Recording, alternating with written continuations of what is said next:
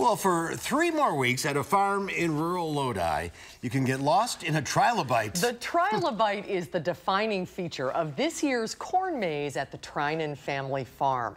Alan and Angie Treinen have been inviting the public to celebrate fall on their farm, to pick pumpkins and go through the corn maze for the past 17 years. We were there last spring seeing how Angie designs the maze and her husband Alan plants and cuts the corn.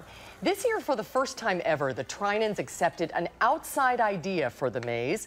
It came from the UW-Madison Geology Museum.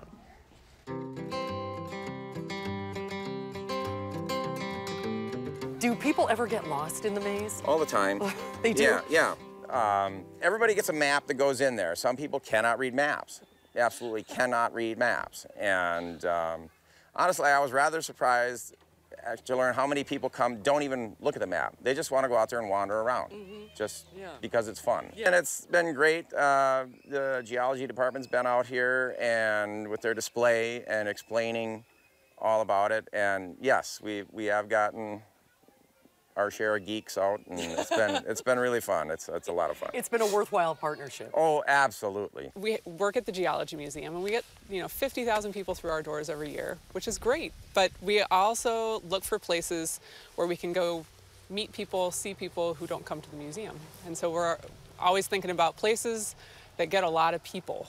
I sent Angie an email in which we made the case, and I think it basically boiled down to that trilobites were adorable and very geometric. Angie came down and visited with us in the museum, and we pulled out, a bunch of trilobites to look at. And in the past, we've had trilobite temporary tattoos made, and she says that really sealed the deal for her. So she drew the design? Yeah. And so we went back and forth quite a bit about what does a trilobite maze look like.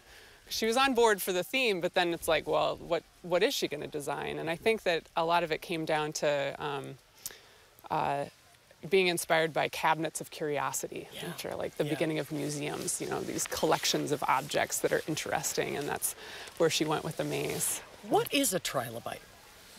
Well, it's an extinct animal. There's no more of them, and they're bug-like. They lived in the sea, and they were once one of the most common animals on the planet. And some of their claims to fame is they lived for almost 250 million years, so they were a long-lived group. There were thousands and thousands of species, and they were among the first animals to have eyes.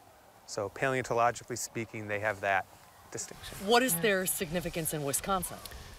Well, they are, for starters, our state fossil. So out of all the fossils you can find in the state, many years ago they decided that the trilobite should be our state fossil. What an opportunity to teach kids about something they may have never heard of before. Yeah.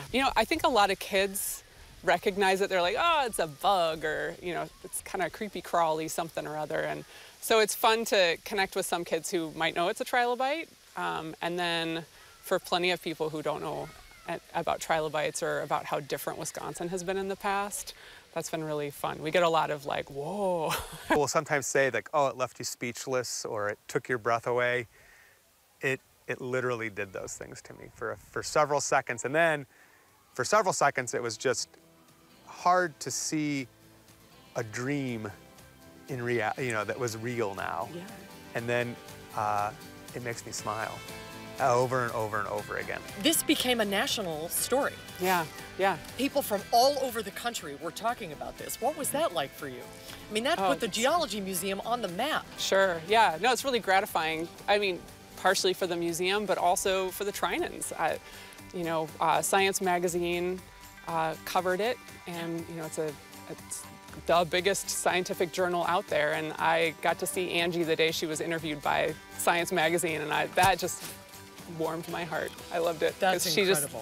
She just, that was a really significant day for her, and getting her maze covered in science was that's a big deal. Yeah. Have you heard, Rich, from people all over the country about this? Sure, yeah. I mean, like, researchers come to the department, or I go out sometimes, and, I went to a conference, and when people discovered that, like, oh, because I had to leave early, because I had to be back here the next day for the maze. And they go, wait a second, the trilobite corn maze?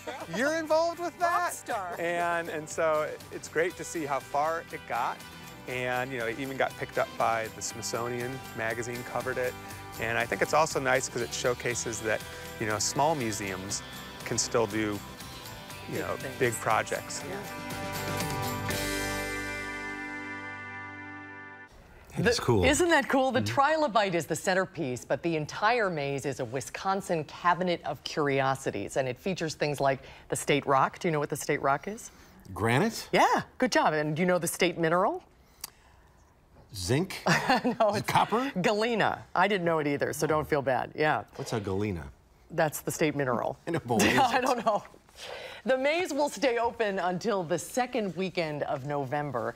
So if you get an opportunity, this isn't just all fun and games. This is... learn something as you go along. And the Treinens work so hard to do this every year, and it also raises money to support the family farm. So take advantage of the last couple of weekends that we have. What were you carrying walking around? A flag. So in case you get lost? Right, exactly. The corn is 12 feet tall. So you wave that if you can't find your way out? If you can't find your way out. Well, you did. I did. Apparently. It takes about 40 minutes to get through the whole thing. I wish you'd been there so we could have tried it. You learned something along the way, Yeah. too. Very cool. Congratulations to all involved. We're right back with one final check of your forecast.